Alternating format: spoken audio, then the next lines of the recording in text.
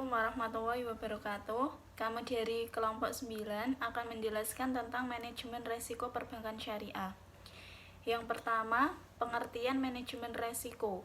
Pengertian manajemen resiko adalah suatu usaha untuk mengetahui, menganalisis, serta mengendalikan resiko dalam setiap kegiatan perusahaan dengan tujuan untuk memperoleh efektivitas dan efisiensi yang lebih tinggi dengan menetapkan atau menerapkan cara-cara sistematis agar kerugian dapat dihindari atau diminimalisir.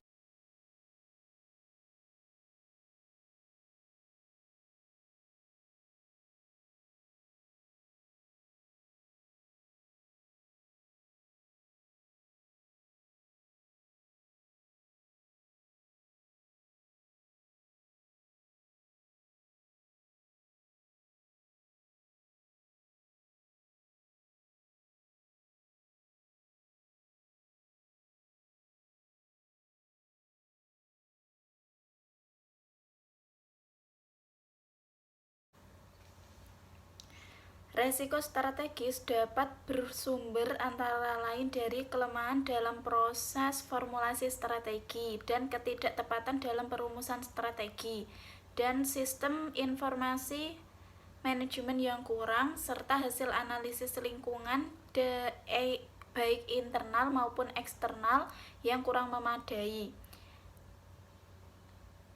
dan kegagalan mengantisipasi perubahan lingkungan bisnis yang terjadi.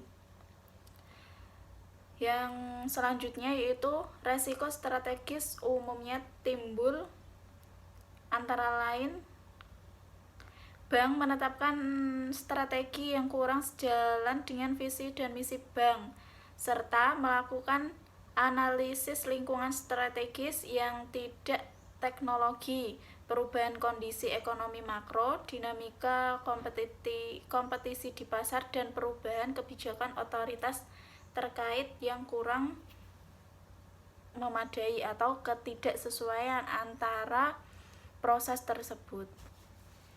Yang selanjutnya yaitu resiko inheren pada manajemen strategi.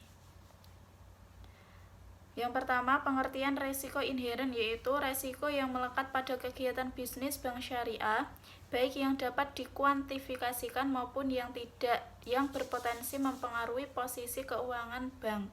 Karakteristik resiko inheren bank ditentukan oleh faktor internal maupun eksternal, antara lain strategi bisnis, karakteristik bisnis, kompleksitas produk dan aktivitas bank di mana industri bank melakukan kegiatan usaha serta kondisi makroekonomi. Penilaian atas resiko inheren dilakukan dengan memperhatikan parameter atau indikator yang bersifat kuantitatif atau kualitatif. Penetapan tingkat resiko inheren atas masing-masing jenis resiko mengacu pada prinsip-prinsip umum penilaian tingkat kesehatan bank umum. Penetapan tingkat resiko inheren untuk masing-masing jenis resiko dikategorikan ke dalam peringkat 1 low, peringkat 2 low to moderate, dan peringkat 3 moderate, serta peringkat 4 dan 5 moderate high dan high. Selanjutnya, ada beberapa indikator minimum yang wajib dijadikan acuan bank dalam menilai resiko inheren. Antara lain yang pertama, resiko kredit. Resiko kredit adalah resiko akibat kegagalan debitur atau pihak lain dalam memenuhi kewajiban kepada bank. Resiko kredit pada umumnya terdapat pada seluruh aktivitas bank yang kinerjanya bergantung pada kinerja pihak lawan atau kinerja peminjam dana. Resiko kredit juga dapat diakibatkan oleh terkonsentrasinya penyediaan dana pada debitur, wilayah geografis, dan produk pada sebuah usaha tertentu. Yang kedua yaitu resiko pasar. Resiko pasar yaitu resiko pada posisi neraca dan rekening administratif tersebut transaksi derivatif akibat perubahan dari kondisi pasar, termasuk resiko perubahan harga option. Resiko pasar meliputi antara lain resiko suku bunga, resiko nilai tukar, dan resiko ekuitas.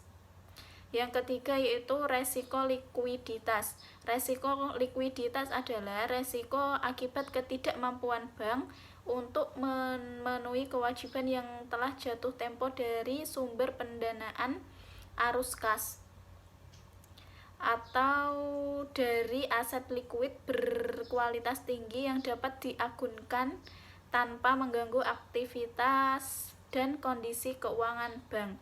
Resiko ini juga disebut dengan resiko likuiditas pendanaan. Resiko likuiditas disebabkan oleh ketidakmampuan bank melikuiditas aset tanpa terkena diskon yang material karena tidak adanya pasar aktif atau adanya gangguan pasar yang parah. Yang keempat, resiko operasional. Resiko operasional adalah resiko akibat ketidakcakupan dan tidak berfungsinya proses internal, kesalahan manusia, kegagalan umum, atau adanya kejadian eksternal yang mempengaruhi operasional bank. Yang kelima, resiko hukum. Resiko hukum adalah resiko yang timbul akibat tuntutan hukum atau kelemahan aspek yuridis. Yang keenam, resiko strategik.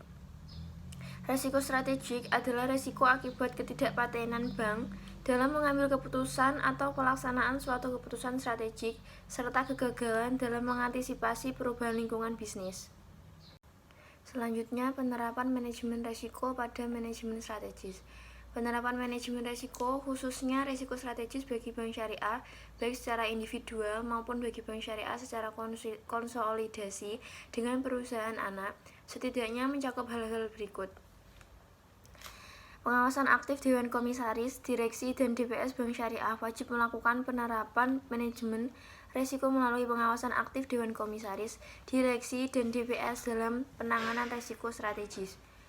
Bank Syariah juga perlu menambahkan beberapa hal dalam tiap aspek pengawasan aktif Dewan Komisaris dan Direksi, yaitu sebagai berikut. 1. Kewenangan dan tanggung jawab Dewan Komisaris, Direksi, dan DPS.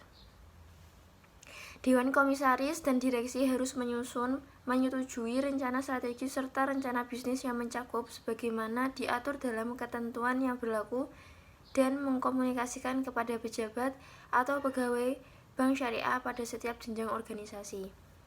Yang kedua, sumber daya. Insani Bank Syariah harus menerapkan sanksi secara konsisten kepada pejabat dan pegawai yang terbukti melakukan penyimpangan dan pelanggaran terhadap ketentuan eksternal dan internal secara kode etik internal Bank Syariah. Sistem pengendalian internal pada manajemen risiko strategis. Pengendalian internal merupakan prosedur-prosedur serta proses yang digunakan perusahaan untuk melindungi aset perusahaan, mengolah informasi secara akurat, serta memastikan kepatuhan pada hukum peraturan yang berlaku. Dari definisi pengendalian internal tersebut, dapat dikemukakan beberapa konsep dasar, yaitu 1. Pengendalian intern merupakan suatu proses untuk mencapai tujuan tertentu atau merupakan suatu rangkaian tindakan yang menjadi bagian yang tidak terpisahkan. 2. Pengendalian intern bukan hanya terdiri dari pedoman, kebijakan, formulir, namun dijalankan oleh orang dari setiap jenjang organisasi yang mencakup Dewan Komisaris, manajemen, dan personil lain. 3. Pengendalian intern diharapkan mampu memberikan keyakinan memadai, bukan keyakinan mutlak bagi manajemen dan Dewan Komisaris entitas. 4.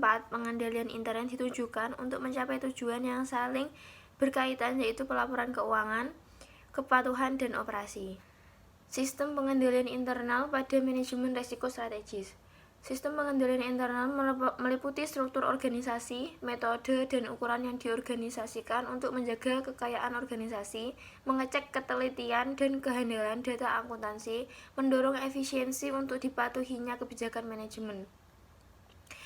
Sistem pengendalian internal merupakan kebijakan praktik dan prosedur yang digunakan organisasi untuk mencapai 4 tujuan utama, yaitu 1. Untuk menjaga aktivitas perusahaan, 2. Untuk memastikan akurasi dan dapat diandalkan catatan dan informasi akuntansi.